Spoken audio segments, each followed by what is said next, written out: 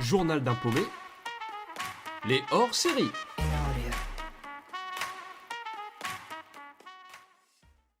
J'ai 21 ans au moment où j'ai l'occasion de partir à Madagascar dans le cadre d'un voyage humanitaire que je peux faire avec des amis dans une association en fait qu'ils avaient créée. Je viens juste de terminer ma licence d'histoire et je suis déjà assez paumé concernant la suite, que ce soit en termes d'études ou de métier. En plus de ça, pour tout vous avouer, je traverse une peine de cœur dont j'ai du mal à tourner la page et je me dis que c'est l'occasion rêvée de déconnecter un peu de tout ça en partant loin. Et en plus, ça donne l'occasion de vivre une aventure qui va me sortir de la routine. L'association que mes amis ont fondée s'appelait Ricochet et ils avaient déjà effectué un voyage au Cambodge. Et c'est lorsqu'ils m'avaient raconté leur voyage au Cambodge que j'avais vraiment ressenti l'envie de rejoindre leur assaut pour moi-même pouvoir vivre ce genre d'expérience. Après un an de préparation, on est donc parti à Madagascar pour rejoindre en fait deux Flamands qui étaient installés là depuis déjà pas mal d'années parce qu'ils avaient à cœur Madagascar. Et donc nous étions prévus pour aller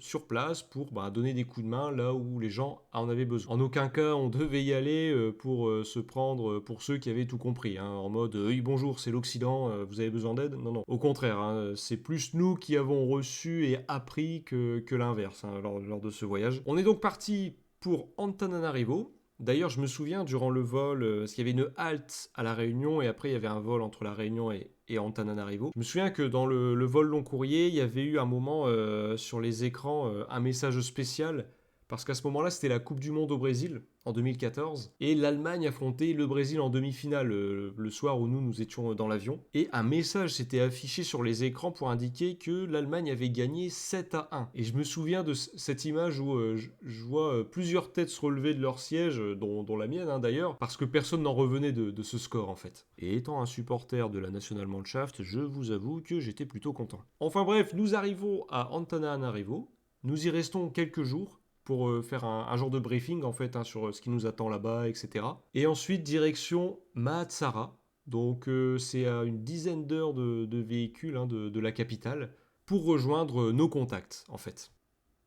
À Maatsara, la plupart des tâches qu'on devait faire, c'était principalement effectuer des animations pour les enfants. Alors ça allait vraiment de plein de choses, les petits jeux qu'on peut faire en centre aéré, les moments en chanson aussi. D'ailleurs, on avait su que un certain temps après notre départ, les enfants chantaient encore les chansons qu'on leur avait apprises. Alors j'ai plus exactement les chants en tête, mais je me souviens que comme ça avait été aussi cette Coupe du Monde là où il y a l'Algérie qui avait failli battre l'Allemagne, l'équipe d'Algérie avait vraiment fait une super performance. J'avais un de mes amis qui était tellement content qu'il avait appris One, Two, Three, vive à l'Algérie. Et les enfants de Mahatsara, certains du moins, chantaient encore ça des mois plus tard, quoi. Et on a trouvé ça vachement rigolo. On a pu aider dans tout ce qui était aussi travaux. En fait, il y avait un dispensaire qui allait accueillir un médecin et une infirmière dans les temps qui allaient suivre. Et donc on s'était occupé de la peinture. On avait également construit des bancs pour l'église locale. Enfin bref, on avait vraiment pas mal de missions et c'était vraiment chouette. Ça me permettait aussi d'être un peu plus manuel que je ne le suis d'habitude parce que voilà, j'étais habitué à rester assis sur les bancs de la fac, toujours dans le théorique, etc. Et là, ça me faisait du bien de changer d'air aussi. Ça a vraiment été un voyage formateur. J'en ai tiré vraiment plusieurs leçons parce qu'on vient pour apporter notre aide, aussi humble soit-elle, mais derrière on reçoit beaucoup. Alors il y a pas mal d'anecdotes qui seraient à raconter de ce voyage. Là j'en ai choisi juste quelques-unes qui sont en lien finalement avec les petites leçons que j'ai pu en tirer. La première, ça concerne simplement la fuite de ces problèmes.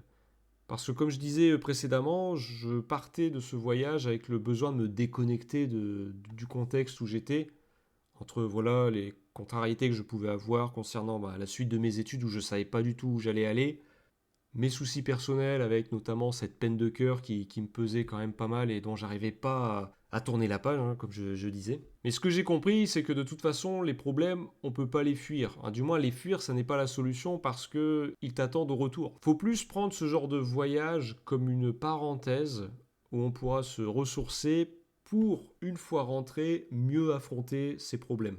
Moi, j'y étais parti à la base avec une dynamique de fuir mes problèmes et puis voilà, je vais être tranquille pendant quelques temps. Sauf que Une fois rentré en France, et ben voilà, hein, retour à la réalité. La deuxième leçon que j'ai apprise, ça a été grâce à un cochon.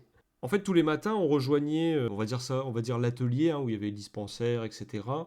Et je me souviens qu'à chaque fois, j'entendais vraiment un bruit de cochon, mais c'était digne d'un tracteur. C'était vraiment impressionnant, mais je ne voyais pas d'où ça venait parce qu'il y avait certaines clôtures des fois qui étaient mises entre les habitations. Et un matin, alors qu'on allait au dispensaire, je vois une énorme masse sortir. Et du coup, c'était le gros cochon en question et qui vient courir vers nous. Et derrière lui, il y a une femme. Dans mes souvenirs, elle était plutôt affolée. Elle agitait les bras en l'air, etc. Qui essayait de courir après son cochon. Et le cochon, lui, il voyait la liberté, donc il file droit vers nous. Une longue corde traîne derrière lui. Et nous, bien sûr, armés de plein de bonnes intentions, nous nous sommes dit « Ne vous en faites pas, madame, nous nous chargeons de rattraper votre cochon. » Et du coup, on essaye tous, on était deux, trois, à rechoper le cochon grâce à la corde qui traînait. Et je me souviens, au moment où j'ai pris la corde, j'ai tout de suite senti la force du cochon qui était bien plus grande que ce que j'espérais, ou ce que j'imaginais du moins. Et il a commencé un peu à me traîner dans la boue, etc. Bon, finalement, on arrive à le stopper. Et au moment où on relève la tête, on voit que y a eu pas mal de monde qui s'est un peu amassé autour de nous, et ils sont tous morts de rire. Donc on se retrouve tous les trois avec notre corde, avec le cochon au bout qui ne bouge plus non plus. On est sale, on se sent un peu ridicule. Donc au bout d'un moment, comme personne vient récupérer le cochon, on le lâche. Enfin, on lâche la corde, et le cochon, en fait, rentre tout seul dans sa cabane. Et avec le recul, on s'est rendu compte que la situation ne nécessitait pas forcément notre intervention. Parfois, on veut un peu se mêler de certaines choses, on s'imagine un peu qu'on va arriver en tant que sauveur de tout ça, mais au final, notre intervention n'est pas nécessaire. Et le risque, c'est qu'on en ressort des fois sali ou éprouvé par tout ça.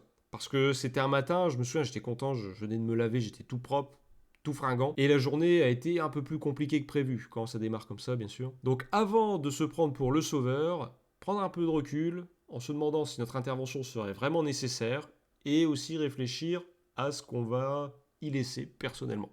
L'autre leçon, elle vient d'un biscuit. Alors pour faire court, en fait, on dormait dans des abris en bois, sous des moustiquaires, et on nous avait donné la consigne de ne surtout pas garder de nourriture avec nous, parce qu'il y a beaucoup de bestioles aux alentours. On avait une grosse caisse métallique où on avait ordre de mettre tout ce qui était biscuits, etc.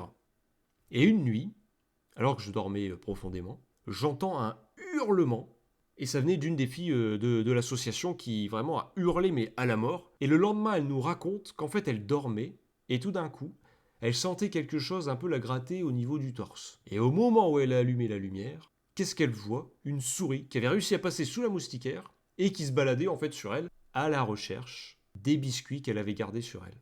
Sauf que l'histoire s'arrête pas là, parce que comme la fille avait laissé ses biscuits dans son sac, au cas où, je sais pas, peut-être une fringale nocturne, ça avait attiré les souris. Les souris se sont sûrement dit, tiens, on est pas mal ici, en plus il fait un peu plus chaud que dehors, et on va y rester.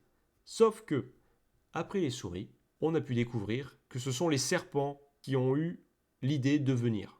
Pour manger les souris, j'imagine, qui étaient installées dans la cabane. On l'a découvert le jour de notre départ, enfin le jour où on quittait Mahatsara. Tout simplement, la fille au biscuit, en soulevant son sac, c'était un gros sac, c'était l'équivalent d'une valise, elle voit qu'il y a 2 serpents enroulés. Et là, on s'est retrouvé bien fin parce qu'en fait, on ne sait pas, et je me souviens, j'ai filmé toute la scène. On se rend compte qu'on ne peut pas faire grand-chose, et c'est pour ça que je disais qu'on ne doit pas partir avec la perspective où on va dire aux gens de là-bas, alors nous, oui, on vient de l'Occident, on a tout compris, vous inquiétez pas, on sait tout faire. Non, non, non. Croyez-moi, une fois qu'on arrive là, les gens les moins dégourdis, en fait, c'est nous. On a tout à apprendre finalement. Et heureusement, il y avait un malgache qui était pas loin. Et je me souviens, il y a quelqu'un du groupe qui commence à lui dire Bibi lava, Bibi lava. Et donc, serpent. Il est venu avec un bâton et il a réussi à écraser la tête du serpent, choper sa tête avec la main. Après, je vois qu'il sort de la cabane, donc je le suis avec ma caméra. Et en fait, il a fait une fronde avec le serpent, comme dans le générique de Thierry Lafronde. Alors, hop, il a tourné autour de sa tête et vroom, il l'a lancé.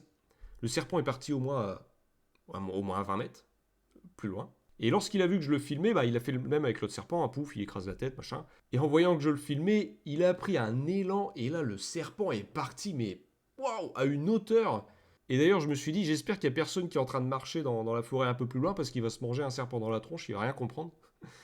Mais bref, la leçon que j'ai tirée de tout ça, c'est que parfois, on va laisser s'installer une situation dans notre vie, Alors que dès le début, on sait que c'est pas correct ou voilà, que c'est un peu foireux, mais on se dit que ça reste gérable. À l'image de la fille qui s'était dit, bon, je garde un paquet de biscuits avec moi, en plus ils sont emballés, il n'y a pas de souci. Jusqu'à ce que la situation dans laquelle on s'engouffre prenne des proportions qui finissent par nous dépasser et que nous ne maîtrisons plus. Ça aurait été facile de mettre le paquet de biscuits dans la malle métallique. Par contre, c'était beaucoup plus compliqué de déloger les 2 serpents qui avaient élu domicile sous son sac. Donc voilà, alors je prétends pas que ces leçons vont révolutionner votre quotidien, mais en fait, personnellement, ça m'avait parlé. Parce que des fois, c'est à travers ce genre d'événements, le fait de les vivre en direct, qu'on prend conscience de certaines choses. Donc je me permets de vous les partager. Et d'ailleurs, je ne peux que vous encourager à participer à ce genre d'expérience, en insistant sur la préparation, parce que, l'air de rien, quand vous partez aussi loin de votre pays, ben, une fois sur place, il n'y a que vous et les gens avec qui vous partez, donc c'est important qu'il y ait une cohésion, etc. d'équipe. Et c'est aussi important d'y aller avec une certaine humilité, parce que on est loin d'avoir tout compris à la vie. Restez ouvert sur le fait que vous allez beaucoup apprendre et beaucoup recevoir lors de ce genre d'expérience. Merci de m'avoir écouté. Journal d'un paumé, raconté par le paumé en question.